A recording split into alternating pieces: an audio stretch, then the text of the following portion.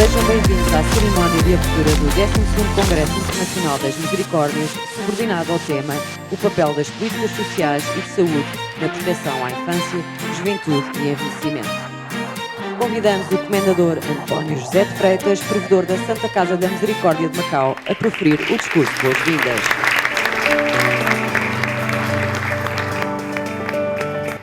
Muito bom dia a todos e bem-vindos a Macau. Sou Presidente e membro dos órgãos sociais da Confederação Internacional das Misericórdias. Senhores congressistas, caras provadoras e provadores, irmãos e amigos, minhas senhoras e meus senhores. Antes de mais, saúdo-vos com um abraço fraterno.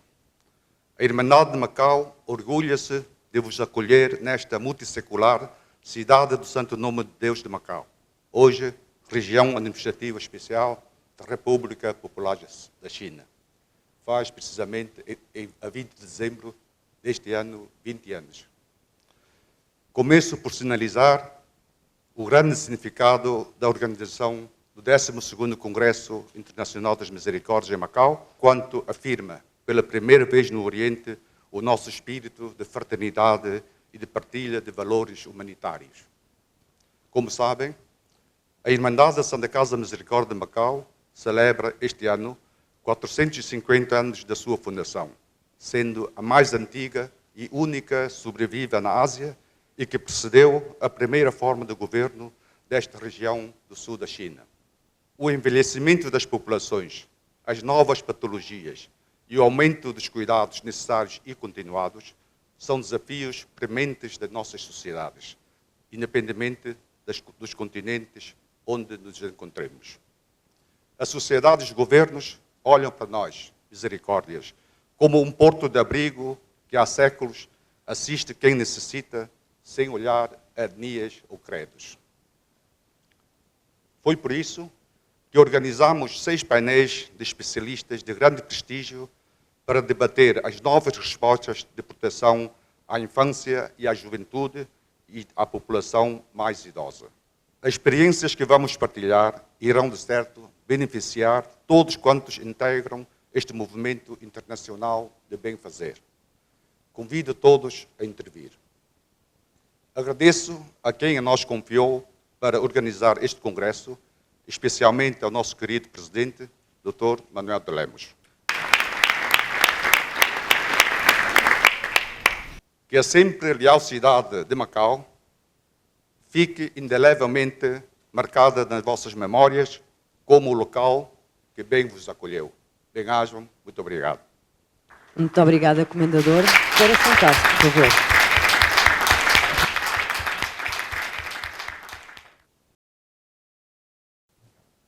É uma grande honra podermos contar com o apoio de Sua Excelência, o Presidente da República Portuguesa, Professor Dr. Marcelo Rebelo de Sousa, que nos enviou uma mensagem de felicitação por ocasião do 12º Congresso Internacional das Misericórdias, que passo a ler.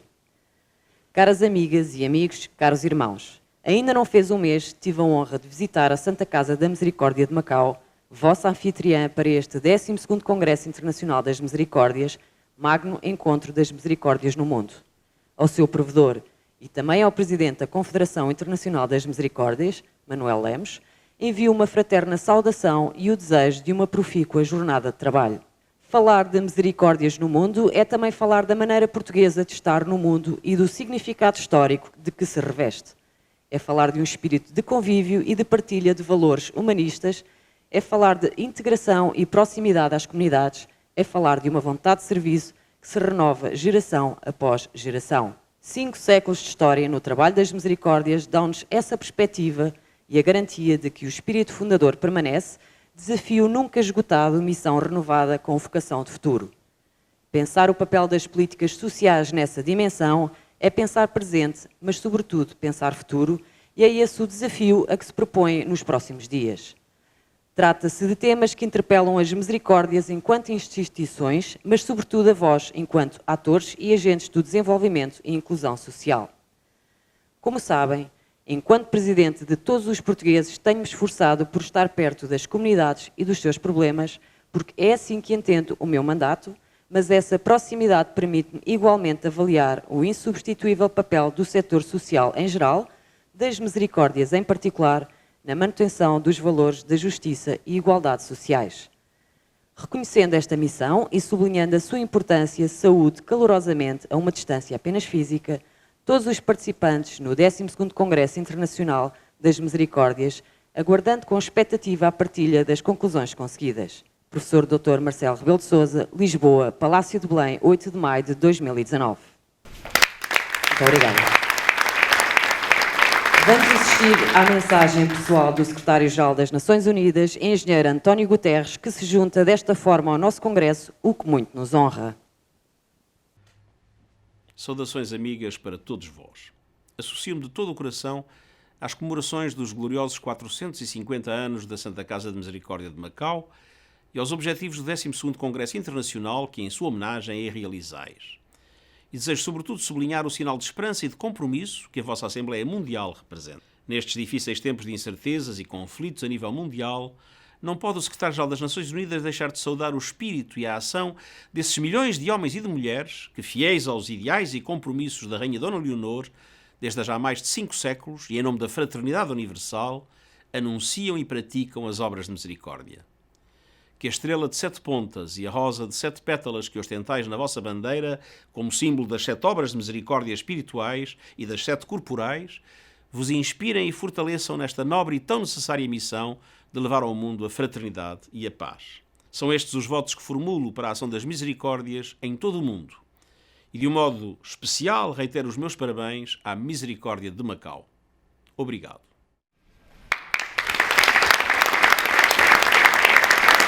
Segue o uso da palavra pelo Dr. Manuel Lemos, Presidente da Confederação Internacional das Misericórdias.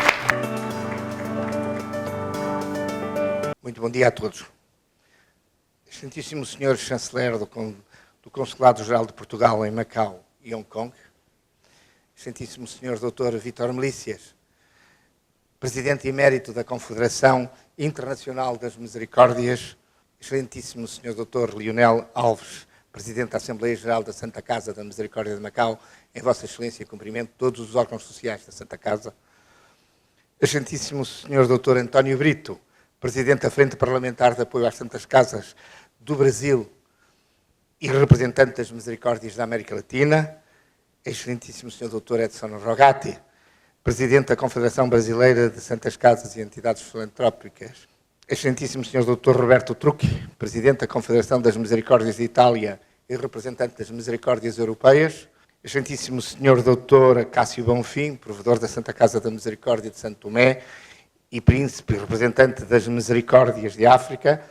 Excelentíssimo Sr. Dr. Silva Peneda, Presidente da Assembleia Geral da União das Misericórdias Portuguesas, Excelentíssimo Sr. Deputado Misael Varela, da República Brasileira, excelentíssimos senhores generais Garcia Leandro e Rocha Vieira, minhas senhoras e meus senhores, deixei precisamente para o fim, para melhor o distinguir com um grande abraço, o senhor Comendador António Freitas, Presidente da Santa Casa da Misericórdia de Macau e representante aqui de todas as minhas. As minhas primeiras palavras são para desejar a todos as boas-vindas ao 12º Congresso Internacional das Misericórdias. Um congresso que marca a história do movimento das Misericórdias, porque é o primeiro realizado na Ásia e, sobretudo, sobre a responsabilidade da Santa Casa da Misericórdia de Macau, que celebra também 450 anos da sua fundação nesta belíssima cidade, que é a cidade de Macau. Por isso, meus queridos amigos, é mister que comece por distinguir a Irmandade da Santa Casa da Misericórdia de Macau, na pessoa do seu irmão provedor, para lhe agradecer esta organização tão complexa e tão onerosa. Permitam-me, pois, que dedicam alguns minutos à Santa Casa da Misericórdia de Macau, na perspectiva deste Congresso Internacional, salientando 3 aspectos. Em primeiro lugar, a história. Fundadas a partir de 1498, na esteira das suas congêneres italianas, por iniciativa da Rainha Dona Leonor e com a complicidade ativa de Dom Jaime da Costa, o famoso cardeal da Alpedrinha, rapidamente as misericórdias se entranharam na idiosincrasia do ser português e se propagaram primeiro no território mãe, embora desde o princípio tenham feito parte do kit da diáspora portuguesa, que rapidamente se traduziu num aforismo popular do século XVII, que diz assim: um português, um padrão. 2 portugueses, um abraço. 3 portugueses, uma misericórdia. E é neste quadro que logo em 1504 nasce a Santa Casa da Misericórdia de Santo Tomé e Príncipe, depois Ceuta, depois em 1516 a de Luanda e de São Salvador do Congo, a seguir as do designado Estado da Índia, Goa, Damão, Idio, Coxim, Cananor e muitas mais, e logo após Macau, seguindo-se também as misericórdias da Indonésia, Manila, as do Japão, Nagasaki e Osaka, pelo menos, num total de mais de 40, às quais se haviam de somar mais tarde as do Brasil e as de toda a América Latina.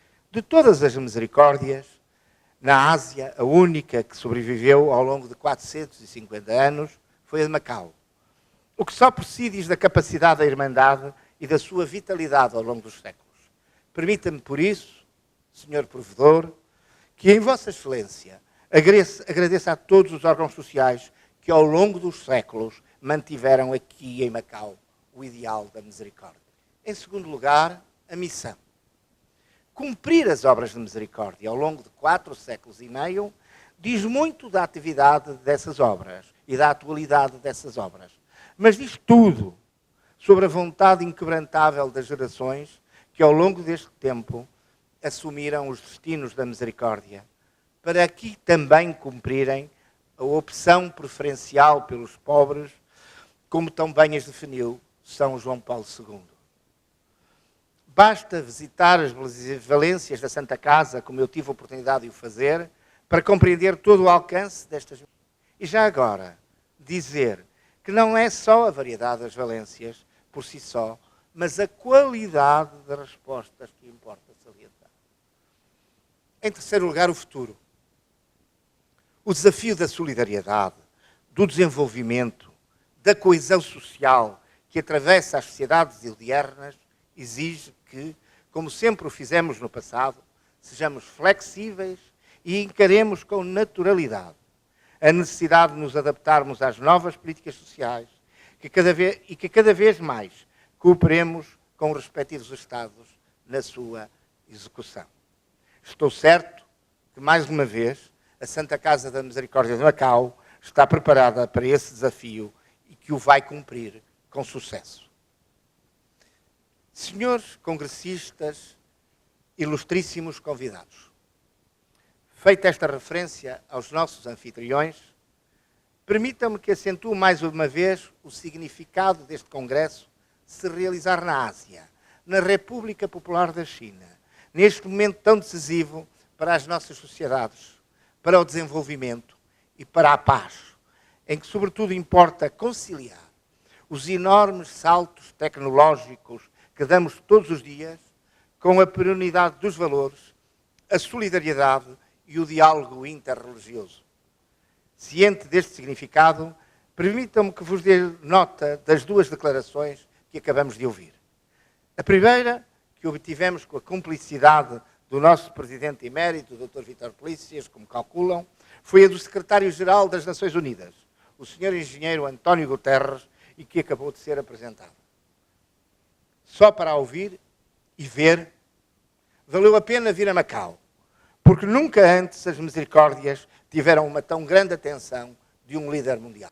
Uma declaração do Secretário-Geral das Nações sobre as misericórdias, num congresso realizado na China, é algo que ultrapassa tudo quanto poderíamos legitimamente esperar.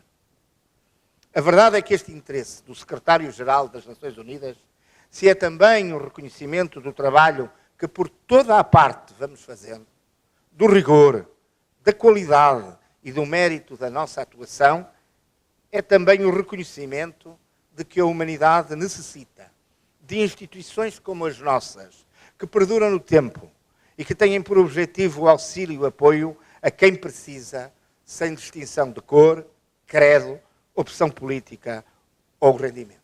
Igualmente tivemos a honra de conhecer a saudação ao Congresso do Sr. Presidente da República Portuguesa, o professor Dr. Marcelo Rebelo de Sousa, que mais uma vez se associa às nossas realizações, dando assim conta de todo o carinho e atenção que lhe merecemos e que faz com que todos os homens de misericórdia de todo o mundo se revejam nele também. A ambos o nosso verdadeiro, sentido e profundo reconhecimento e a nossa eterna gratidão. Senhor congressistas, ilustríssimos convidados, num mundo feito de mudança, o papel das misericórdias tem-se revelado cada vez mais importante e decisivo.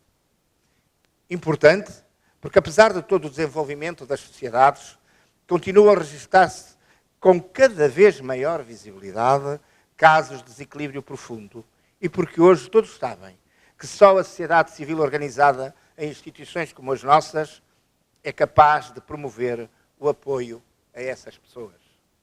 Decisivo, porque sem esse apoio teremos um mundo menos coeso, menos solidário e menos justo. Por isso temos crescido em número, tamanho e respostas em Portugal, em Itália, no Brasil, em Macau ou em Santo Tomé e Príncipe. Por isso, as comunidades e os seus responsáveis olham para nós com cada vez maior atenção e interesse. Por isso também não podemos perder esta oportunidade. Acresce que as misericórdias são em si mesmas agentes de desenvolvimento, criadoras de emprego sustentado, duradouro e qualificado, geradoras do diálogo civil, de riqueza e de bem-estar. E nós, que somos aqueles que o Papa Francisco designou como a concreteza da misericórdia, temos o privilégio de sermos os principais atores desta realidade. Logo, tudo o que façamos para dar corpo a esta realidade tem sentido. Este Congresso tem precisamente esse objetivo. Avaliar o que temos feito, trocar experiências mesmo em ambientes tão diversos e, sobretudo, conhecermos-nos. Criar a rede do pescador, que o pescador bem simboliza, para nos habituarmos a rever em qualquer parte do mundo, pessoas como nós, que comungam os nossos valores, se preocupam com o seu semelhante, e ajudam que à nossa volta haja globalmente mais justiça, mais coesão e mais inclusão. Sabemos que a República Popular da China tem em curso um projeto a que designa como a nova Rota da Seda.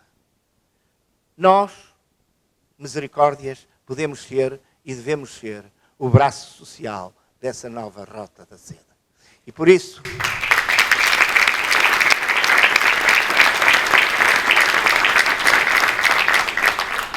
Eu convido a Santa Casa da Misericórdia de Macau a connosco transmitir aos líderes da República, do Governo, que nós estamos disponíveis para colaborar com o Governo da República Popular nessa função tão importante.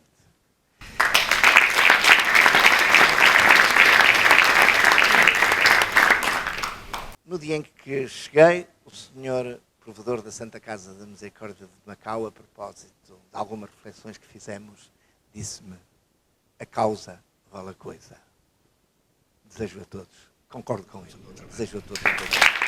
Muito obrigada, Dr. Manuel Ramos. Solicitamos permanência no palco, por favor. Felicitamos agora no palco a presença dos seguintes convidados de honra que representam as misericórdias dos 4 cantos do mundo para presidirem a vivificação do leão. Dr. Vítor Melícias, Presidente Emérito da Confederação Internacional das Misericórdias. Dr. Lionel Alves, Presidente da Mesa da Assembleia de Santa Casa da Misericórdia de Macau. Dr. António Brito, Vice-Presidente do Conselho Superior Internacional da Confederação Internacional das Misericórdias. Dr. Roberto Trucchi, Presidente das Confederações das Misericórdias de Itália. Dr. Cássio Bonfim, Provedor da Santa Casa da Misericórdia de São Tomé e Príncipe. Dr. Edson Rogati, Presidente das Confederações das Misericórdias do Brasil. E Sr. Comendador António José de Freitas, Provedor da Santa Casa da Misericórdia de Macau. Solicitamos aos nossos convidados de honra que batizem os leões com uma pinta nos olhos para assim desejarem o maior sucesso deste congresso.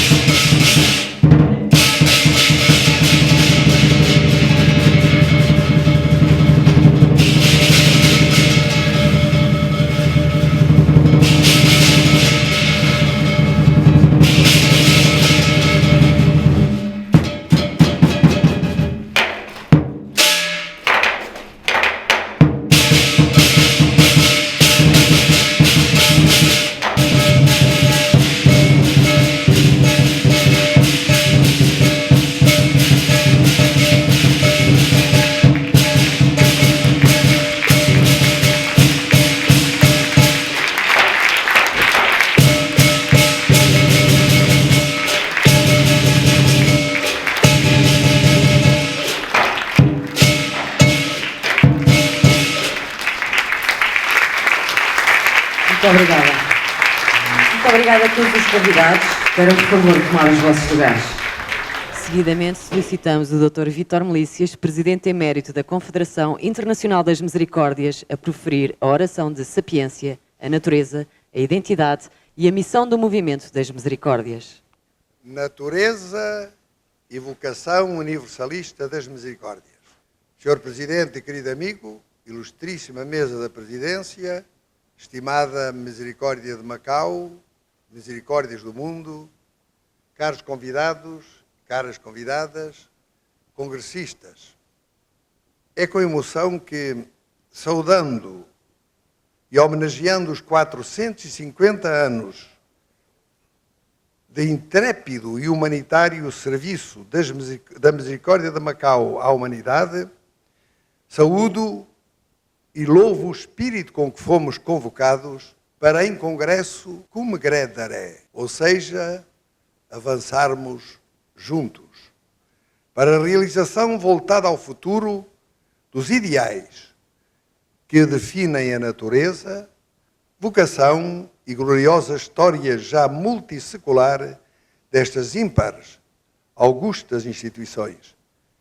Digo augustas, santas, porque assim as batizou o povo e a história, santas casas.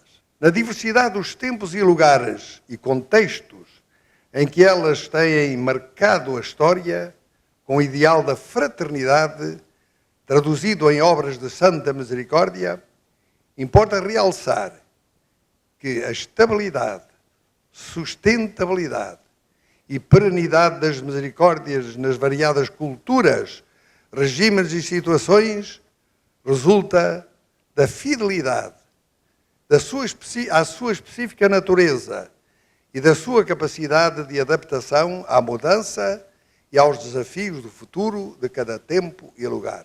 Muito me congratulo por isso com esta feliz opção de iniciar a reflexão e partilha deste 12º Congresso, precisamente pela evocação da específica e comum natureza, identidade e vocação universalista das misericórdias. É bem sabido e pela experiência confirmado que os grandes pilares em que assenta o sucesso ou insucesso de qualquer instituição ou projeto são, sobretudo, a defesa da sua identidade e a imagem positiva e coerente da sua ação. Ora, quando se fala de entidade da qual decorre a autonomia das instituições, fala-se da sua natureza e vocação ou finalidade. É certo que com a obsessão juridista que agraça em certos contextos e em defesa de certos interesses, quando por vezes se fala ou trata da natureza das misericórdias, há a tentação de definir essa natureza como simples natureza jurídica, em função do seu enquadramento nos vários ordenamentos jurídicos, desvalorizando-se os seguramente mais importantes e decisivos elementos da sua real natureza. Sim, a natureza e votação das misericórdias é muitíssimo mais vasta e abrangente do que o seu enquadramento e regimento jurídico. A chamada sua natureza jurídica, ou melhor, o seu enquadramento e regime nos diversos ordenamentos jurídicos, civis, canónicos ou outros, é apenas uma das expressões da sua natureza, e nem sequer a mais importante, porque meramente instrumental e visando apenas criar e regular as condições de frutuosa existência em ordem a legitimar e tutelar as formas de exercício da sua real e substantiva atividade. Em boa hora, por isso, e por feliz iniciativa dos seus organizadores, queremos iniciar este histórico congresso em jeito de partilha inaugurare, ou seja, de bons augúrios, de bons votos, em busca daquela natureza profunda que nos une muito para além das diversidades específicas, situações que em homogeneidade diferencial, como diria o meu grande amigo e mestre Tierno Galván, caldeou no respeito pela diversidade, a nossa comum história de ontem, de hoje, e que nos deve guiar na construção em harmoniosa sintonia da história de amanhã. Quiseram chamar a este momento Horatio Sapientia, o que de verdade é certo quanto a Horácio. É um pedido, um projeto, um voto. Quanto à sapiência, pelo menos quanto a mim, já se não aplicaria. Talvez seja mais sapiente quando calado do que em declarações públicas. Procurarei, contudo, e por isso mesmo, prescindir, evitando-os de qualquer arrobo de sapiência ou pretensão de oratória ou mesmo de linguagem e oferecimento técnico-jurídico, para, com toda a lhaneza e linguagem singela, trazer ao coração do Congresso aquilo que os muitos anos e muito amor à causa das misericórdias me ensinaram sobre a natureza, ou seja, sobre a identidade, cultura institucional e índole das misericórdias espalhadas pelo mundo e pela história, configuradas segundo a diversidade das gentes, lugares e tempos. Quando se procura definir o conceito e expressões de natureza comum das misericórdias, sobrepõe-se a todas e qualquer outra a definição de Santo Agostinho, depois adotada por Santo António de Lisboa. Se o coração do teu irmão está em sofrimento e o teu sofre com ele, isso é misericórdia. É esta luminosa visão do que é a misericórdia que efetivamente deu nascimento e sentido de existir e operar àquelas que o povo chamou de santas casas, as misericórdias, as quais, muito para além das suas variadas especificações jurídicas e sociais, mais ou menos civis ou religiosas, configuram a mais sublime forma de organização da fraternidade, motor e cerne da sua impernatureza. São instituições de fraternidade, em que homens bons se unem e se tratam como irmãos, se constituem em irmandades ou confrarias, duas realidades, um só sentido, o da fraternidade. São irmãos, agem como irmãos em favor de todos os irmãos, fazendo entre si, como então se dizia, o compromisso por sentirem como seus os sofrimentos de todos os nossos irmãos. Estou a citar o início do compromisso fundacional de 1498, que foi modelo e pai de todos os compromissos leonorianos. Compromisso de consocorrerem nas suas tribulações e misérias todos os irmãos. Não nasceram para tratar os pobrezinhos coitadinhos, nem para a caridadezinha muito virtuosa, mas para permitir e promover que os irmãos, caídos em necessidade, possam exercer com dignidade o seu direito fundamental à dignidade e à misericórdia. Sim, digo direito à misericórdia, porque direito a ser tratado como irmão, com o coração nosso símbolo e em solidariedade. Sim, à misericórdia e ao tratamento de irmão, todos têm direito inalienável e imprescritível. Por isso, e bem ao jeito do mandato evangélico, amai-vos uns aos outros, porque sois todos irmãos, as misericórdias nascem sob o signo e motivação da universal fraternidade em Cristo, de que é oportuníssimo testemunho Dom Melchior Carneiro, ao fundar em 1575 o Hospital da Misericórdia de Macau, onde ordenava então: sejam admitidos tanto cristãos como não cristãos, porque todos irmãos em Cristo. Em linguagem e visão das misericórdias, irmão em Cristo significa todo ser em sofrimento, homem ou natureza. Natureza, nossa mãe e nossa irmã.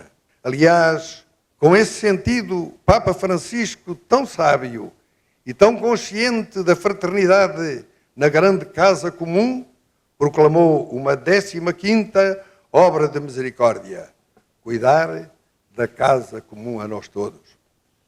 este pensamento e este sentir tinham também os irmãos franciscanos, que pregavam como São Francisco, que quis chamassem irmãos menores ou frades menores, pregavam quando junto do povo e dos reis, rainhas, príncipes e nobres da corte, preparavam a misericórdia e pregavam a misericórdia como primeira de todas as virtudes. E foi com esta motivação fraternista, historicamente comprovada, que Frei Gil Lobo, confessor de Santa Isabel, cujo testamento redigiu já com referência às obras de misericórdia, em cristã fraternidade, tal como Frei João de Xira, dirigente espiritual de Dona Leonor, fundadora das Misericórdias de Padrão Lusófono, e de seu marido Dom João II, de que também ele foi confessor e testamenteiro. De igual modo, o franciscano que colaborou com Dom Duarte na redação do Leal Conselheiro, onde a misericórdia tem lugar acentuado.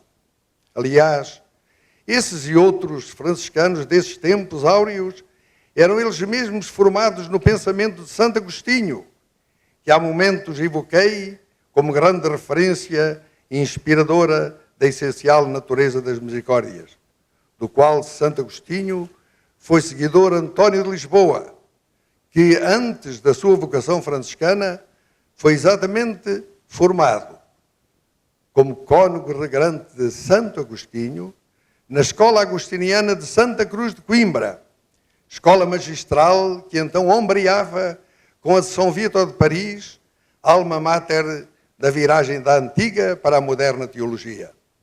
É a estes homens e à sua visão tão tipicamente franciscana de fraternidade, fraternidade universal, que os historiadores, designadamente o saudoso Dr. Ferreira da Silva, que Deus tenha, consideraram e consideram os mentores e precursores da fundação pelo cardeal Dom Jorge de Alpedrinha e pela excelsa rainha Dona Leonor das Misericórdias de Portugal, e das que, com eles, os jesuítas e outros missionários trouxeram nas naus e caravelas ao grande encontro de povos, de culturas e crenças, que foi a primeira globalização a dos descobrimentos.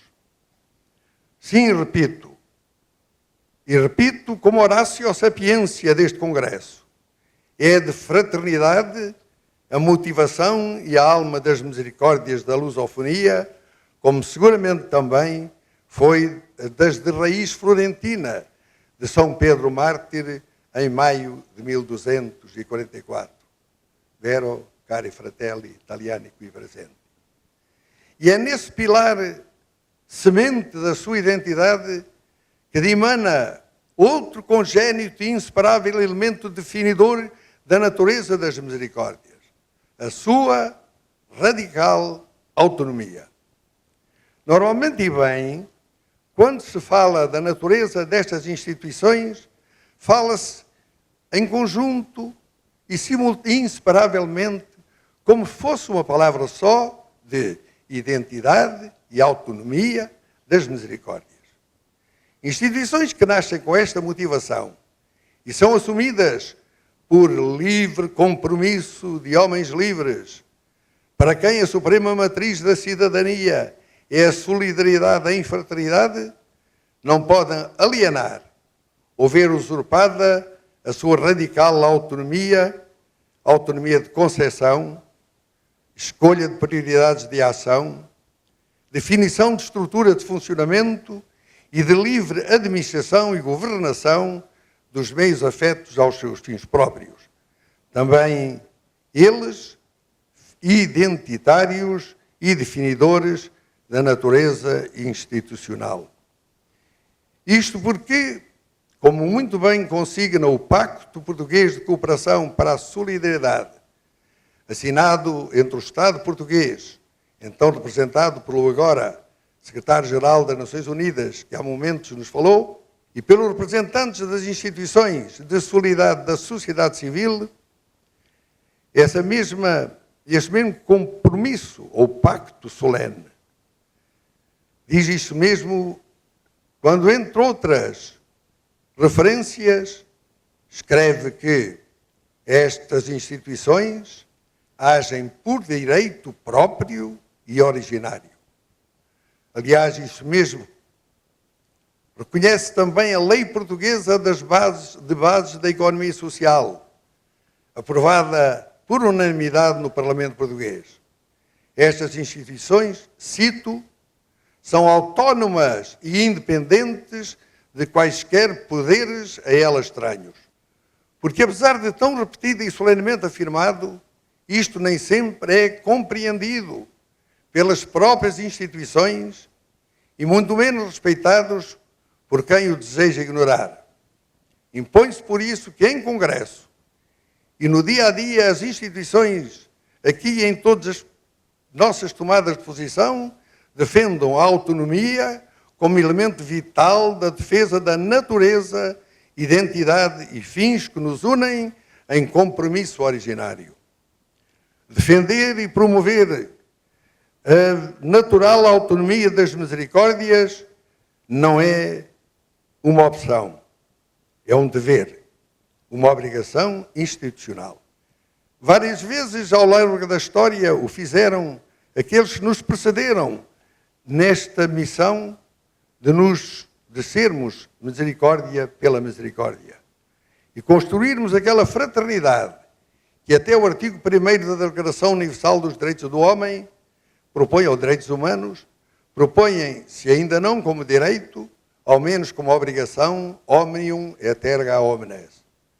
Assim o afirmou com tanta autoridade o padre Virgílio Lopes no 5º Congresso em Viseu, a quando da fundação da União das Misericórdias Portuguesas, dizendo, em discurso solene de ambiente constituinte, cito, as misericórdias reivindicam para si próprias o direito exclusivo de dizerem quem são.